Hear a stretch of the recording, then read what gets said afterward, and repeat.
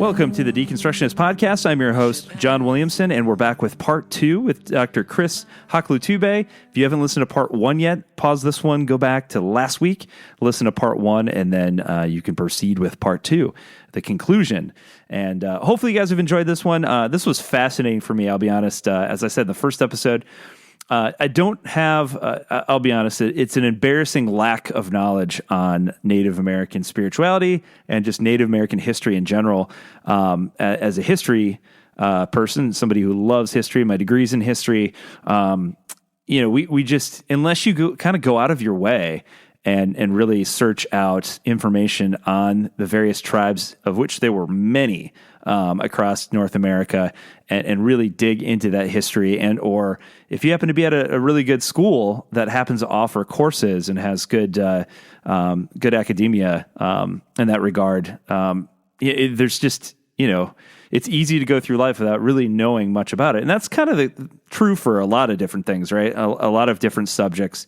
It's very, very easy to walk through life just kind of oblivious and not really have a foundational understanding of that subject. And yet, we live in this day and age of technology at our fingertips. Like literally, I can't tell you how many times throughout the course of the day I'm like, I wonder. And then I pull my phone out and Google it, Information is readily available. So, we really don't have much of an excuse anymore not to, quickly gain an understanding of something that we lack in. It's not like the ye olden days back when I was a kid when you would have salesmen coming around door to door selling, books like series of encyclopedia.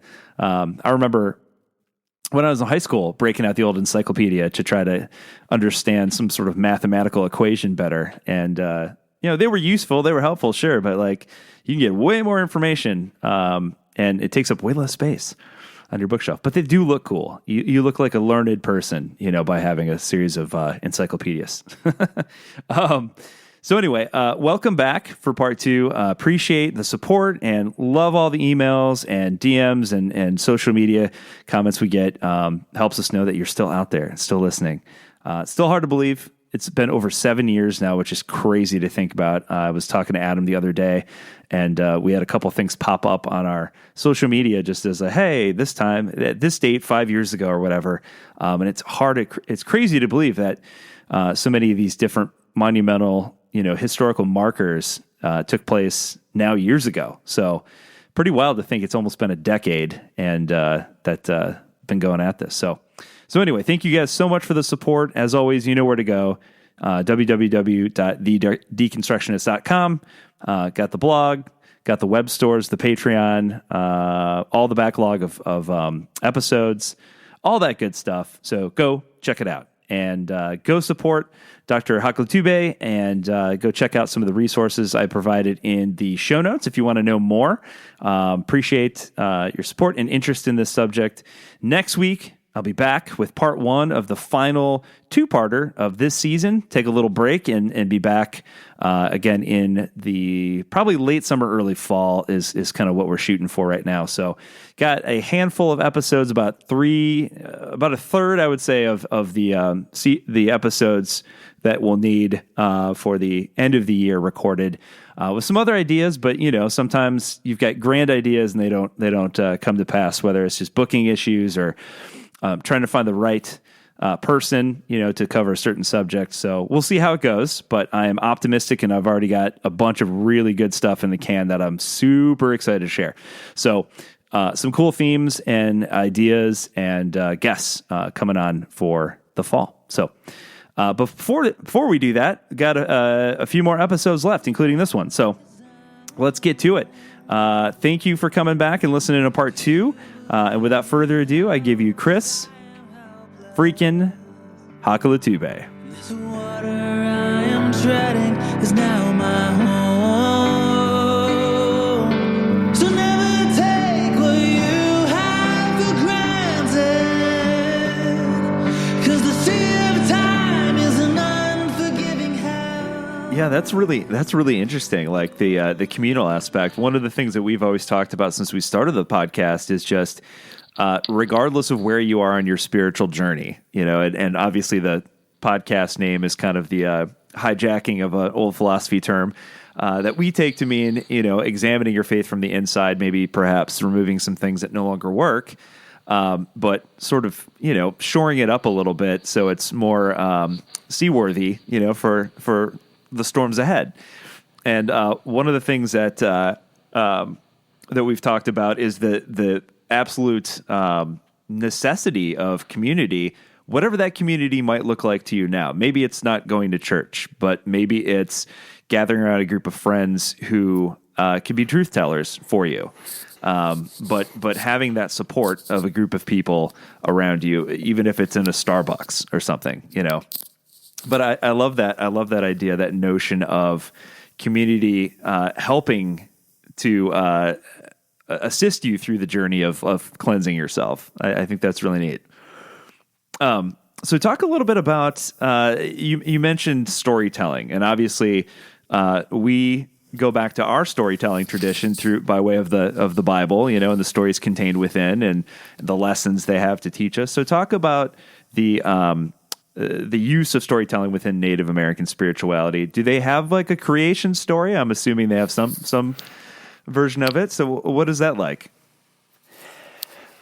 Well, all kinds of creation stories across the globe, right? But even just thinking about North America, whether you have the story of Sky Woman in the Haudenosaunee or Six Nations, of a woman falling from the sky and being caught by birds and landing on the back of a turtle, and then either some being like a muskrat or a frog that dives down to the ocean floor to grab some mud to create some land because this woman is about to have a baby, right? And this muskrat or frog or animal dies in the process, right? So we have a sacrificial death or life that this person gave its life so that another might live as part of this very early story.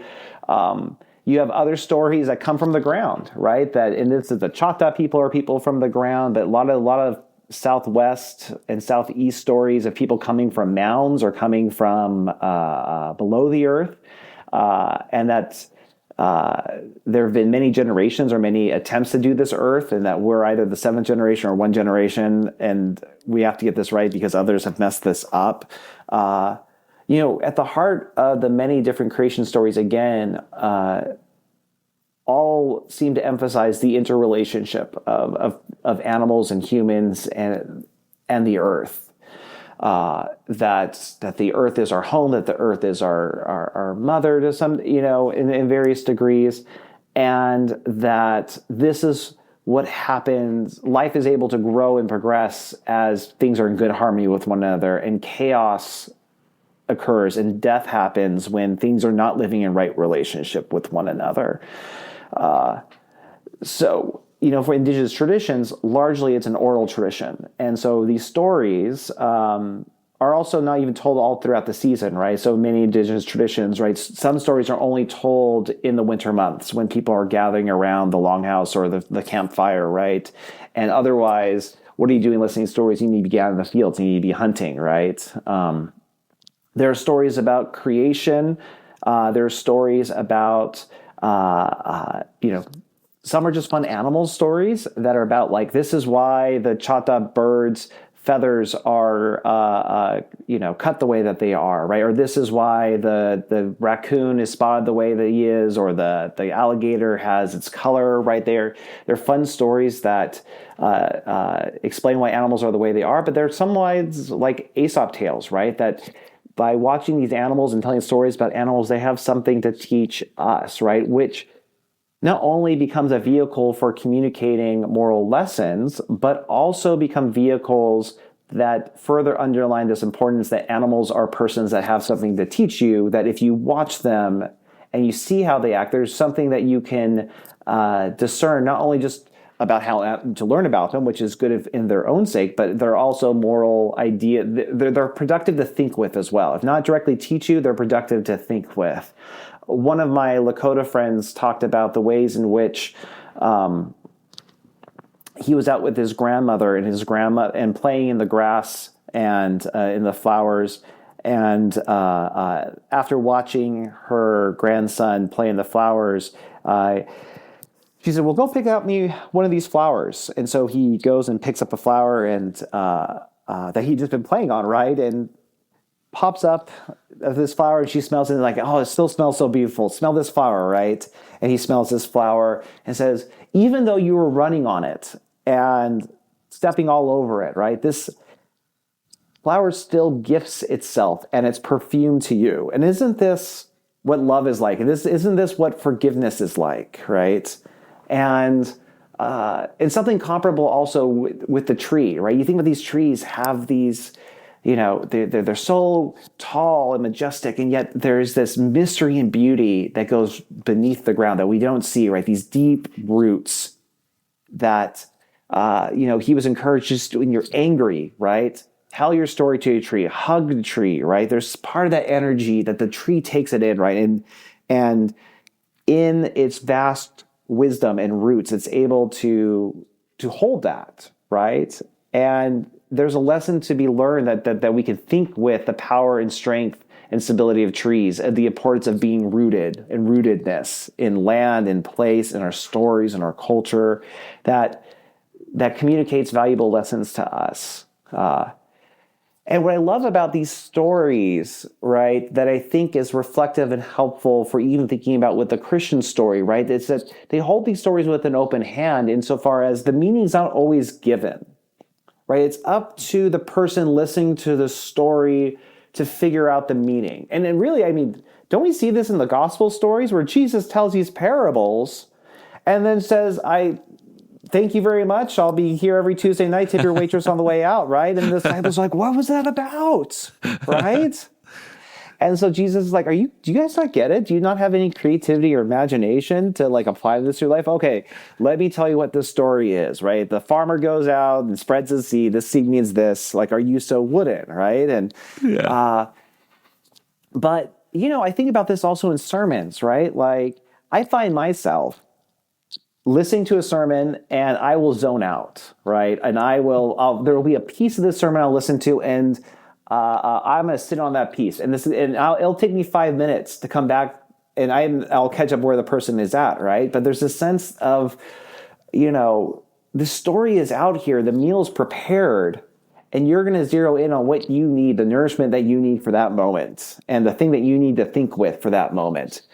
And I think that's just so true to storytelling. But when we approach the gospel stories from this kind of Western Enlightenment or systematic theological position, right, we're trying to figure out the singular meaning that is going to produce that mathematical system of theology where everything coheres, right? Because that's what theology is, right? There has to be some ontological truth where there's one static, stable theology that the singular author of God, who is woven together all the biblical stories in a way, right, has for us. And it's our job to figure out that system, right? And as a biblical scholar, all my training in biblical scholarship has shown, oh no, that story does not exist. The biblical authors are so diverse and so different, right? And so much the quest for biblical studies has been trying to get to the historical Jesus. And what is the true version of this story? Did Matthew get it right? Whereas Luke did embellish this? And who's Luke as the theologian? And, as I've been engaging and walking with these indigenous communities, I just laugh at myself and all the efforts that we've done in scholarship to do this. And it's just like, in some sense, nobody cares. Yes, John has his view. Luke has his view. Like, also the sky is blue and the water runs. Like, duh. Yeah. And the history of the Christian tradition has interpreted Mary Magdalene in all different ways. Of course, why not? These are not surprising things, and we're not so anxious of getting at that right story. The question is, what is the story that you need to hear right now to move yourself back into harmony, put yourself right back in creation, right relationship with your family, with your community, and with your Creator God and Jesus, right? That's and I think we see this in the way that Matthew tells a story, and Luke tells the same story to a very different end, and they can all be true because we're not trying to get at this mathematical truth of like recreating what was, if we were to have a video camera, what was filmed there, right? And so orality and the importance of story, reframing of stories is something that, like a good joke, the punchline stays the same, right? There are certain elements that always stay, but exactly how you nuance the story and how you retell the character arc and motivations of these characters and that will change. And there's room for a multiplicity of stories and a seasons for different variations. And I think that appreciation of Indigenous storytelling in general has helped refine how I think about the Gospels, how I want to preach, and how I want to train those innates to preach. Right? Even thinking about Paul's letters, right? Like we could teach them as letters that become the ingredients for a systematic theology to work out. Like, well, what is Paul's definitive view of soteriology or of this or that, right? Or are these artifacts of a larger story? How can we tell Paul's letters from a story perspective? These are all things I'm working with right now. And again, I think this touches us as human beings, right? Oh gosh, I mean, we bore people with systems. There are some people that love systems, right? I mean, again, there's all kinds of people, right? And God bless those people who want to focus that. But, I will bore my students when I talk about systems, but I will capture and enchant them when I tell them I approach the same information in story form. Because story... and this is an analogy that my uncle, Indigenous uncle Terry LeBlanc in NAIITS talks about, right? Story has all these hooks to it, right? And this is, knowledge that sticks with us, like Velcro. This is the Velcro analogy, right? Like the more hooks that are in any kind of story or piece of knowledge in it, it's going to latch on to the fuzziness of who we are, right? And so story, the way in which it follows these generic forms, and we hear one story and we're like, oh, that's just like that story, right? Like it just hooks onto us in a way that like sterile textbooks with terms that like in a very organized process tries to lay out information to you, takes a bit more work to stay with you, right? But you tell a good story, that's going to be a durable lesson that's going to stick with you. In the same way, you sing a good song, and that's going to stay with you. And so it's not surprising then that so much, Indigenous values and stories are embedded in songs and singing, and even in Indigenous in the own Choctaw Nation, right? When I've been going back to Oklahoma and having these conversations of can you tell me stories about what it looks like when you see a beautiful juxtaposition, when you see full resonance between the Christian tradition and your Indigenous traditions? What comes to mind? And it's the Choctaw hymns. It's the singing of songs and hymns in the Choctaw language and the Creek language and Cherokee language that comes first to mind to everyone that I talk to. Because what I was expecting as a biblical scholar raised in Southern California was like, oh, you're going to have all these Bible stories. So you're going to tell me, right? Like, this is what I'm writing my book on. But they're going to tell me about songs that they sing. And I was frustrated for a while and like, okay, how can I get past this, right? Until I finally said, wake up, Chris, this is where the data is. This is the story right here. That my Western conceptions, my Bibleolatry, like my framing and positioning, the foremost thing that's most important to my Christian faith is this book versus the life around this book and the songs that are generated from this book, that the spiritual meanings of Jesus and people happens beyond this book and has always. And I'll stop right here, but I am humbled. I remind myself the vast majority of Christians that have ever existed in this world have been illiterate or have not framed their experience of Christianity by a book. So I will pause there, because even here I find myself jumping from story to story. I'm just unpacking, and I don't want to completely lose your audience in this. So please recenter me in a question or a story that you'd like. No, that's great. I love this notion as somebody who grew up very musically inclined. I love this idea of, and you're absolutely right. You hit the nail on the head. Talking about a story or a song rather that sticks with you is very similar to a story that sticks with you. A modern interpretation of that would be, a catchy song that you can't get the lyrics out of your head, or a movie you just saw. We just had the Academy Awards, like a movie that really resonated deeply with you that you may not remember the finite details, but you'll remember the plot. You'll remember the gist of the movie, and you want to share it with other people around you. So I think that vehicle makes a lot of sense. But knowing that we are getting close to short on time or whatever, I definitely wanted you to talk a little bit about, obviously a big focus in Christianity is what happens next, what happens after, the afterlife.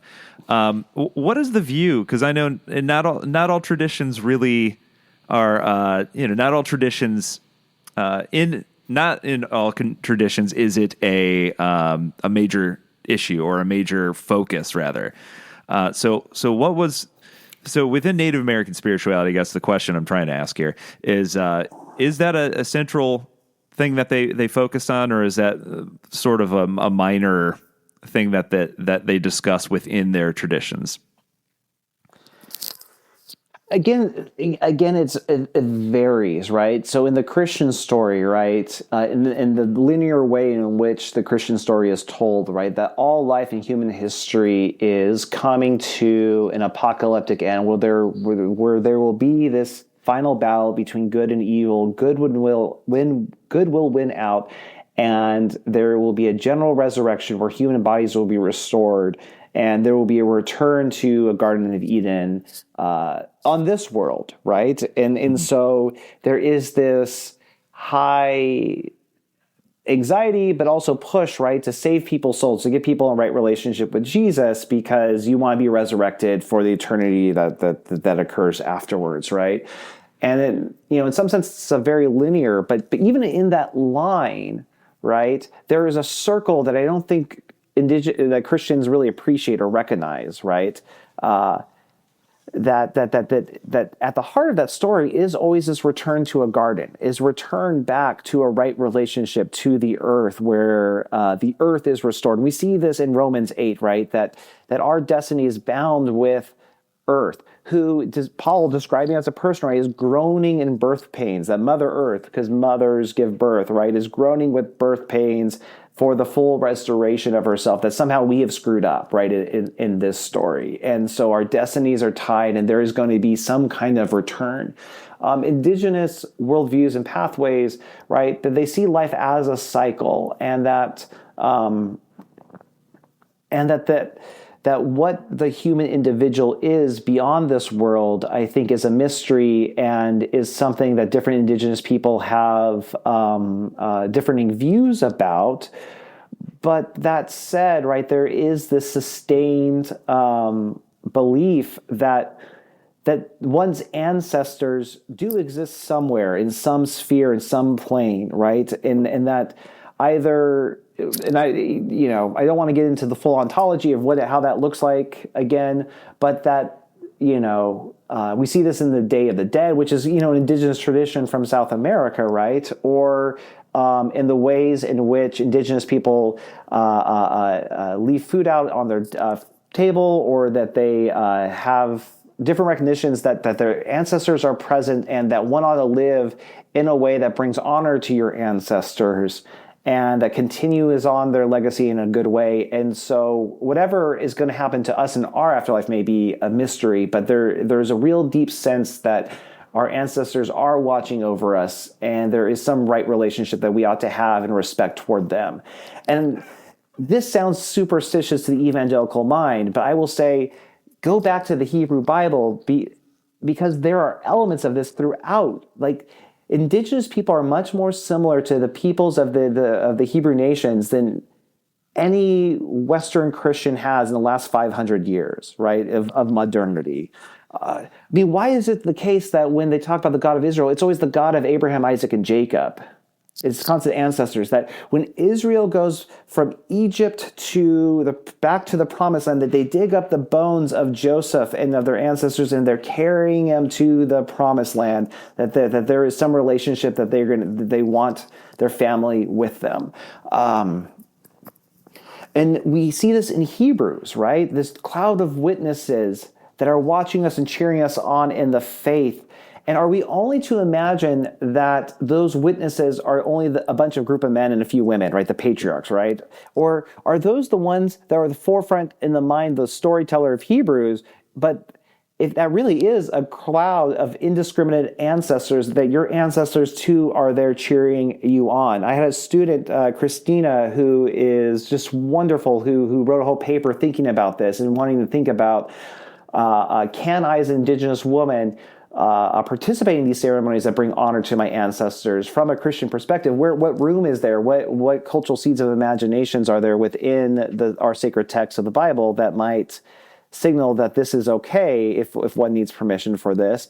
And I would say, coming from an Indigenous perspective, looking at Christianity, there are elements that have always been there that have been underappreciation, forgotten, or negated because of a dualistic Greek philosophy that kind of came through that then evolved into the modern Western Enlightenment way of thinking that said, well, that's heresy, that's paganism, that's animism. We've never done that, right? Mm-hmm. And there are other ways of interpreting these passages.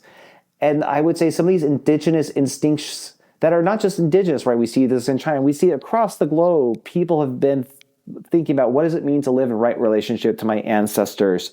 That actually Western modern Protestant evangelicals are the unicorns in human history that have said, I don't think about anything with this, right? Even in Mormonism, right? There's this baptism for the dead, right?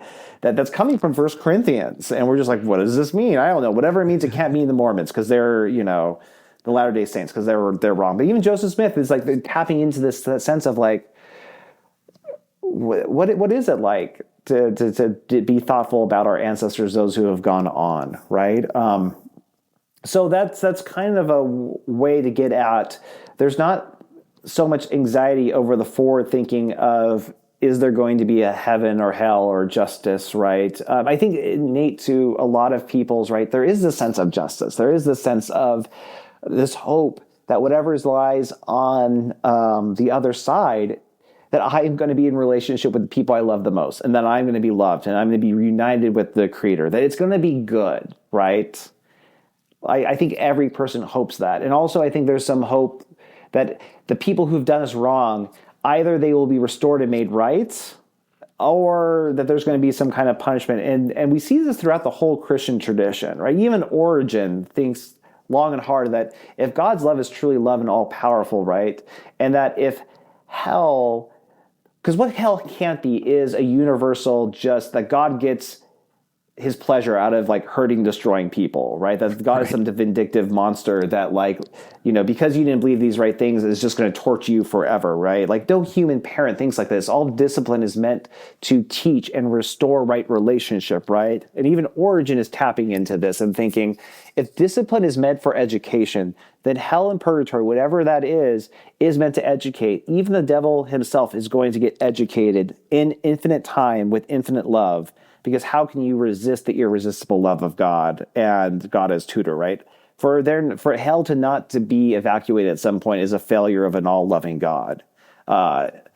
So in Origen, as I tell students in my early Christian class, this is the smartest we have, right? Like the dude is brilliant. He'll get called for heresy, but everyone who calls him a heresy is stupider than Origen, has not thought through all these things. And you can still disagree with him, but there's that. I mean, you see this in C.S. Lewis. We see this, all these thinkers, right, that are all just trying to think about, and like, even at the heart of this apocalyptic tale of good versus evil, what they're all leading to is harmony, of getting people back in right relationship with Aslan, right? At the last battle, secretly C.S. Lewis is a universalist that, or some sense that all these other people are, that Aslan's counting their work to service him.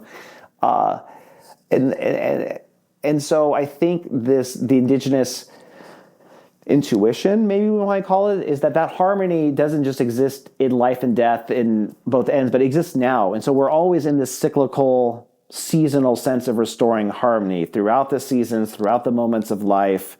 And even in the prayers, the 7 directions, right? You've east, west, north, south, up, sky, down, ground, into your heart, right? We're not just, indigenous people aren't just praying to like the spirits of the 4 corners, right? But this also becomes opportunities to think about that your life right now is in context. You are placed, you are spatialized in relationship to things. And each of these things, each direction becomes a helpful opportunity to think about all the things associated with the circle of life and with every being that exists in these different directions, and that your existence is contingent in relationship with everything. And so this is an opportunity to be thankful, to organize your prayers, to be thoughtful. I mean, this is a practice that I've watched my elders do, and that I've been trying to live out in my life. And I teach my kids in Sunday school that it's just such a helpful a space to pray in. But there is this cyclical nature. There is this thinking and rest. I'm pausing it here, but I'm going to get off my train here because I know we're on time. But I could go off and keep talking. No, I love that. I think that's a beautiful way to look at things, and a perfect way to end, I think. So I want to say a huge thank you. This is fascinating, and I know we could have probably done like 3 more hours easily and still not covered everything. So I think that means we have to have you back at some point to continue to cover more. Well, and this is about relationship. And this is something that I have been thinking about a lot with NAIITS, is that we're all on this journey together. And so, kind of the capitalist, thing is like, oh, let me just extract this information from this Christian India and then put it on my podcast and go. Or what would it look like to be in relationship, right? To have you as a deconstructionist podcast come to NAIT's annual meeting and get to know more of us, right? And to invite us back and to keep this conversation going. And you in turn, when our relationship with you are introducing to a whole number of people, some of whom we already have a relationship with, like Brian McLaren has been a friend of the community for a long time, and introducing to others who we want to get in relationships. So, because the heart of it, I think the richness of doing theology and thinking these thoughts are not just the thoughts and beauty we produce, but, to sound cliche, it's the friendships we make along the way, right? Absolutely. Of the journey. So yes, I'm happy to be a friend of the podcast, be a friend of you, John, and to keep this conversation going. And I tell you what, we are having exciting conversations with NAITS of what it looks like to do ministry and to think and train ministers from an Indigenous perspective, from the ground up, whether it's reframing biblical studies in terms of stories, of telling Indigenous history from an asset-based approach that doesn't just say, well, let's talk about all the problems and talk about Indians as problems, right? But let's approach our stories from what we have to offer and the strengths we bring, and how can this be trauma informed and in conversation with Christianity. So, we are trying out a lot of things, and I think our hope is that we're going to have something to give to the wider non-Indigenous community as well, as we all think about what it means to live this life in a good way. Well, absolutely. I think that's been the biggest gift of doing this podcast, is the relationships that I've been able to forge over the years, and definitely to keep these types of conversations going. And so, yeah, before I let you go, though, where can people go to stay up on top of your work? And then also, do you have any sense for when the book might be out, or is it still pretty early in the... Yeah, so we are in the process of writing it. It is due to InterVarsity Press at the end of next summer, 2024. So probably published in 2025. You can always Google Chris Hoklotubbe, and you'll find different works that have been. My Indigenous stuff is out there in a lot of different volumes. You can always feel free to shoot me an email, and I will send you PDFs of my work. But let me, again, in relationship, I recommend people check out NAIITS.com. That's NAIITS.com. It has a journal associated with it. These journal articles are filled with brilliant minds, Indigenous Christians who have been thinking about this for 25 years and over, and there's such a richness to this. Again, I want to lift up the work of my friend Danny Zacharias, Randy Woodley, Tink Tinker, Stephen Charleston, especially. I see him as a spiritual grandfather in terms of just the intellectual production he's producing. For Vision Quest of Jesus is one of the most underrated works on Indigenous Christianity, and I've already mentioned Caitlin Curtis and others. So I'm always happy to give recommendations on this journey, and please check out our annual meetings. We really welcome a lot of people to join us and to walk on this path with us.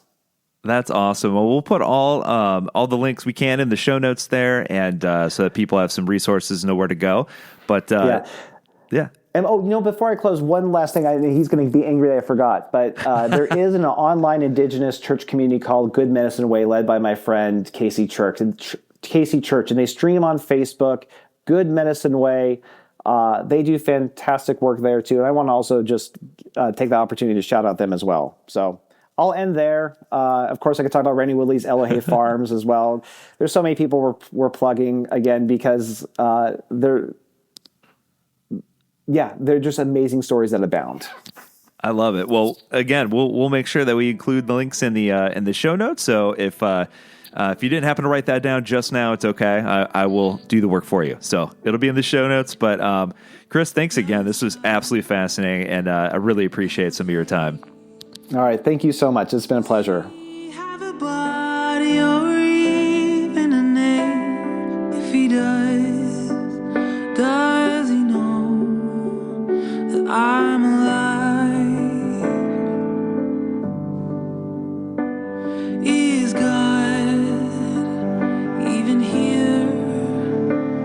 Does she care that I doubt? Does she care that I fear? Something tells me God will survive.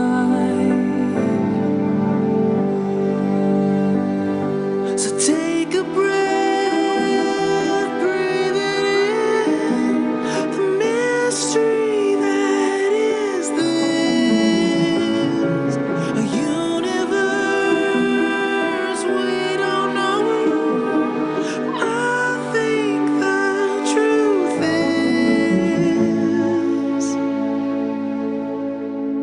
is, if God has a face, his face must look like yours.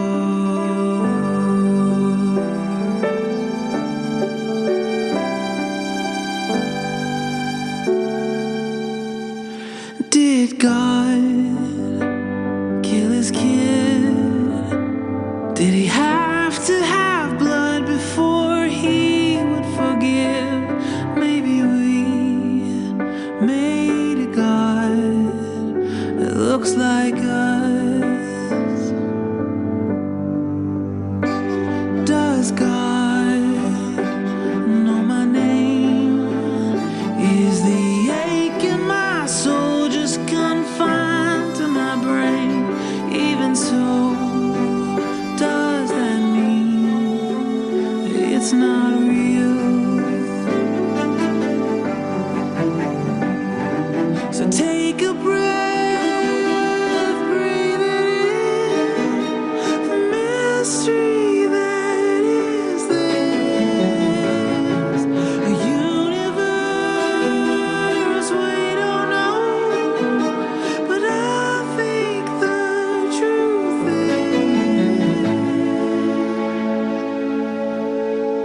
is, if God has a face, her face must look like yours.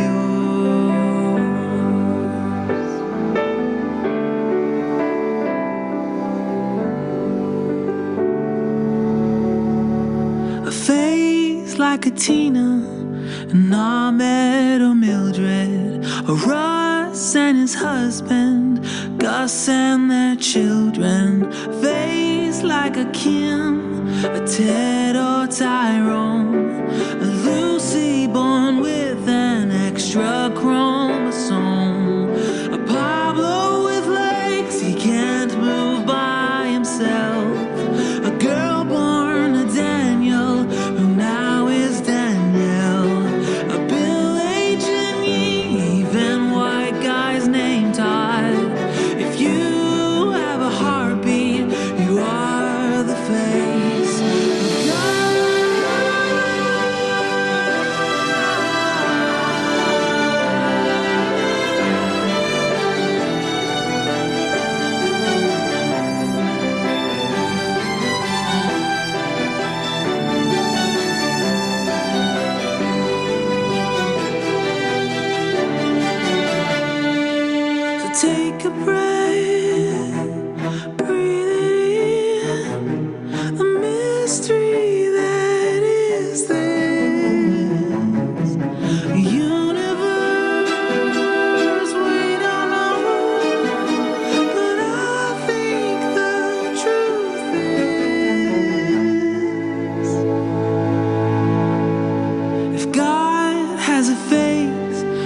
face must look.